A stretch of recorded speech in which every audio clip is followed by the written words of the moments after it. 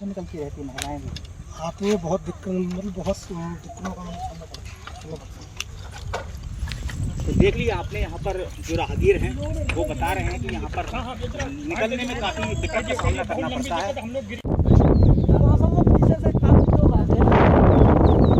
अरे वो धोखा हो या तो कोई मोटर तो भाई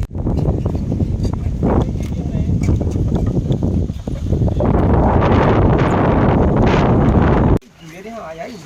वोट नहीं बोले नहीं, ये मेरा मैटर नहीं, मेरा मैटर है वोट डालो। वोट डालना, वोट आप डाल दो। यहाँ कुछ हो ना झगड़ा फसाद तो हमने ना हुआ ना कभी होगा। यहाँ वो कोई स्थिति ही नहीं है यहाँ। नहीं, इससे पहले झगड़ा नहीं हुआ हमारा। किसी भी ना पंचायत में चुनाव हुआ ना वैसे किसी में हुआ, कोई झगड़ा हुआ ही नहीं है अब तक चुनाव को लेकर के। वैसे तो झगड़े होते रहते हैं, कोई बात नहीं, गाँव है समाज है। हाँ, लेकिन इस संबंध में कभी कोई नहीं। पंचायत से भी पूछा कि यहाँ कितने मुकदमे चल रहे हैं। नहीं, सीओ ने बोले मात्र एक मुकदमा चल रहा है, जिससे मैं इससे पहले भी कोई। मैडम जानना चाहेंगे आज इस गांव में आए हैं, क्या मामला है, पूरी बात बताइए। देखिए, ये ग्राम पुरैना है जो जिला पीलीभीत के अंतर्गत आता है और तहसील यहाँ की बीसलपुर है। ये मामला जो है मेरे संज्ञान में लगभग 1-1.5 महीने से आया है। जब यहाँ के लोगों ने कहा, और ये नवाबगंज क्षेत्र के भी कुछ गांव हैं जो एक ही जन समस्या है, इनकी पुल की मांग है। दोनों तहसीलों के बीच में नदी जा रही है और उस ज़िले भी हैं, 2 ज़िलों के बीच में है, और एक पुल की मांग कर रहे हैं जिसमें 50-60 से ज़्यादा गांव हैं जो प्रभावित हैं, जिनको आवागमन की असुविधा है।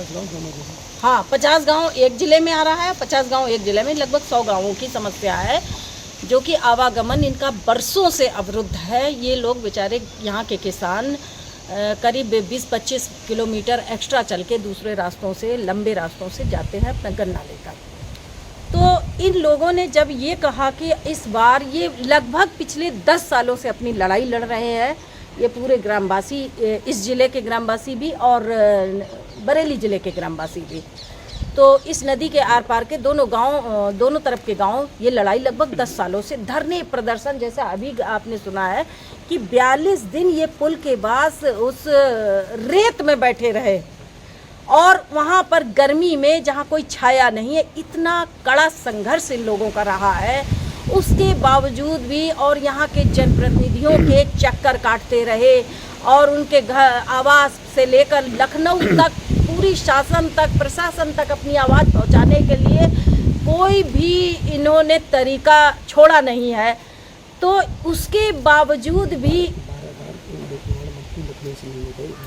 हाँ, जितेंद्र प्रसाद, यहाँ के माननीय जितेंद्र प्रसाद जी लोक निर्माण मंत्री रहे हैं और अब वो चुनाव लड़ रहे हैं जिला पीलीभीत से सांसदी का। तो उनके पास ये बता रहे हैं कि 12 बार जा चुके हैं, लेकिन कोई एक बार भी, मतलब 12 बार जाने पर भी एक बार भी नहीं मिले।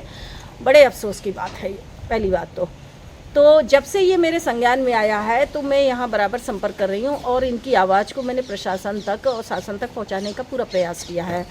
इस संबंध में मैंने 28 मार्च को एक कमिश्नर, चूँकि 2 ज़िलों का मामला है इसलिए मैंने कमिश्नर साहब को एक ज्ञापन प्रेषित किया।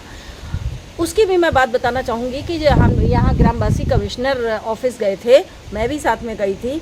कमिश्नर साहब ने अपना रूम बंद कर लिया और वो नहीं निकल के आई और बाहर से घंटों खड़े रहने के बाद कहलवा दिया कि हम ज्ञापन नहीं लेंगे। तानाशाही की चरम सीमा देखिए कि उन्होंने कह दिया कि हम ज्ञापन नहीं लेंगे। तब मजबूर होकर संस्था ने, पैनी नज़र सामाजिक संस्था ने और गांव के लोगों ने अपना ज्ञापन रजिस्ट्री के द्वारा भेजा है और उसके बाद भी किसी के कानों पर जू नहीं रेंगी है। अभी मेरी तत्काल यहाँ के बीसलपुर तहसील के एसडीएम साहब से बात हुई है, बड़ी मुश्किल से उन्होंने फ़ोन उठाया है और कल भी मैं कई बार उनको फ़ोन करने की कोशिश की है, उन्होंने फ़ोन नहीं उठाया। फ़ोन उठाया और केवल अपनी बात कह के फ़ोन काट दिया। फिर मेरी बात सुनना उन्होंने गवारा नहीं समझा। सिर्फ इतना कहा कि अब आप क्यों आई हैं यहाँ पर, पहले आती। ये जवाब है एक जिम्मेदार अधिकारी का।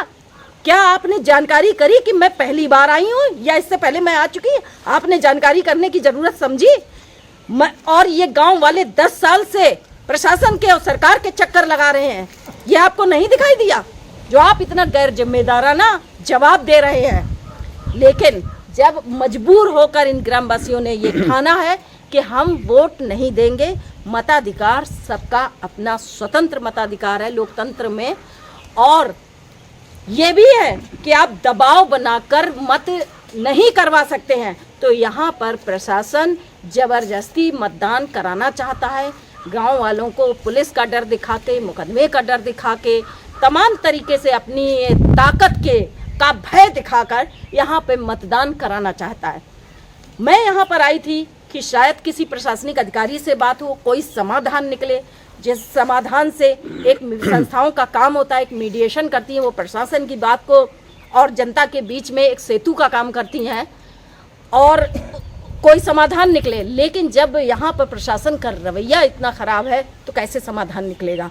तो ग्रामवासी टस से मस होने को तैयार नहीं है, क्योंकि ये बहुत त्रस्त हो चुके हैं। मैं अभी वहाँ मुआयना करके भी आई, नदी के पार कैसे यहाँ से आते हैं, एक पटरी बना के निकली हूँ, मैं खुद उस पर बड़ी मुश्किल से गिरते गिरते बची हूँ और मैं निकल के आई हूँ।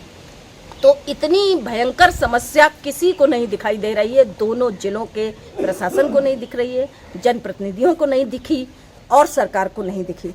तो क्यों मतदान करें।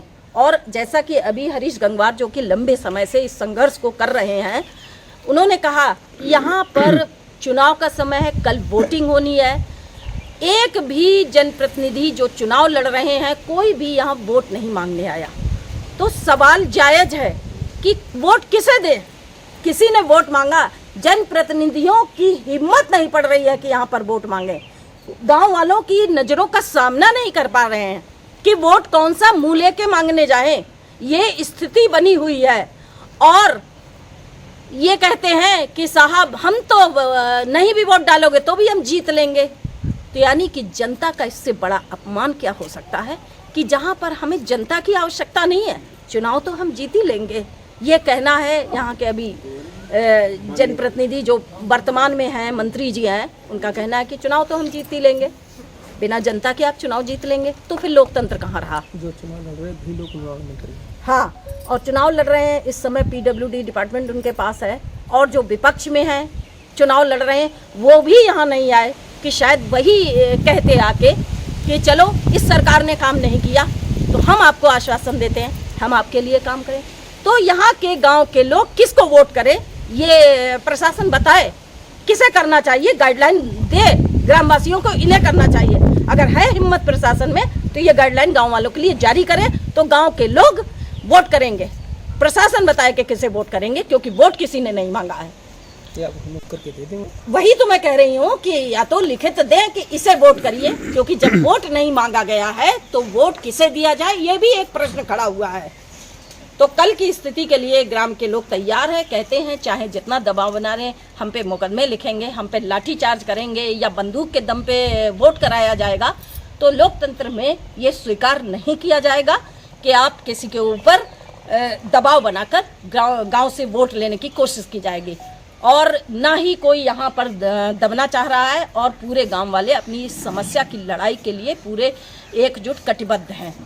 आगे जो भी होगा ये लोगों का, यहाँ की जनता तय करेगी कि उसे क्या करना है और क्या नहीं करना है। यहाँ तक कि यहाँ की जनता ने ये भी कहा है कि यही चुनाव नहीं, ये आगे भी जितने भी चुनाव आएंगे उसमें भी बहिष्कार करेंगे जब तक ये पुल नहीं बनता। और ये समस्या यही नहीं खत्म होती, ये 19 तारीख की वोटिंग का सवाल नहीं है, इसके बाद यही स्थिति उस पार के भी गांवों का ऐलान है। उन्होंने भी लिखकर चुनाव आयोग को दिया है कि हम वोट नहीं करेंगे। वहाँ भी बहुत सारे गांव जो हैं अभी 7 मई को जो वोटिंग होनी है, यही स्थिति 7 मई के चुनाव में भी आने वाली है। लेकिन दोनों जिलों से कोई भी समाधान यहाँ पर नहीं।